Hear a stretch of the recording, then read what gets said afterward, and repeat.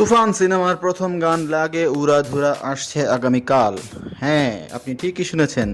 এইমাত্র আমরা রায়হান রাফির ফেসবুক পোস্ট থেকে দেখতে পেলাম আগামীকাল যে কোনো সময়ে উড়াধুরা চলে আসছে আমাদের সামনে।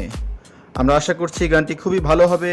অনেকে অনেক ধরনের কন্ট্রোভার্সি করছে, কিন্তু প্রীতম হাসান আমাদের একজন বিখ্যাত গায়ক, রিমিক্স জগতের কিং বলা যায় এই মুহূর্তে। তিনি অবশ্যই আমাদেরকে নিরাশ করবেন না। এখন পর্যন্ত আমরা তার যতগুলো কাজ দেখেছি সবগুলো কাজেই তিনি মানসম্পন্ন কাজ আমাদেরকে উপহার দিয়েছেন। এই ক্ষেত্রেও তার ব্যতিক্রম হবে না।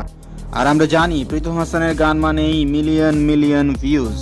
আমরা এখন পর্যন্ত যতগুলো গান ইউটিউবে দেখেছি সবগুলো গানই তিনি তার যে অডিয়েন্স তাকে খুব ভালোভাবেই কানেক্ট করতে পেরেছেন।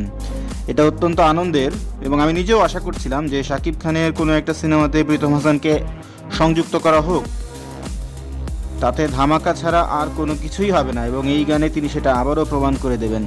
সো আপনাদের মতো আমিও তাকিয়ে আছি আগামীকালকে কখন সেটা রিলিজ পাবে, এবং আমরা শুনবো, শুনে রিভিউ দেবো অবশ্যই।